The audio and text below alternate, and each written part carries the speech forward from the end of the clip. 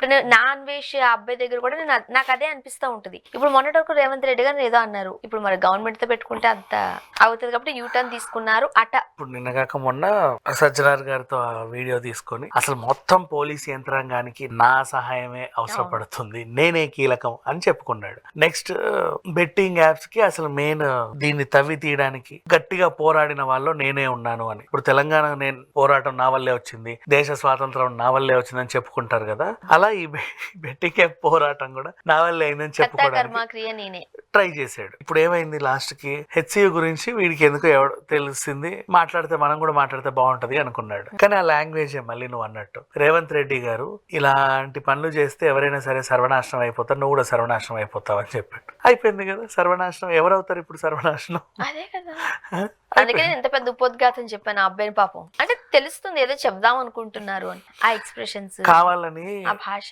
కావాలని మనుషుల్ని టార్గెట్ చేసి ఫేమ్ అయినంత ఈజీ కాదు యాక్చువల్ చెప్పాలంటే.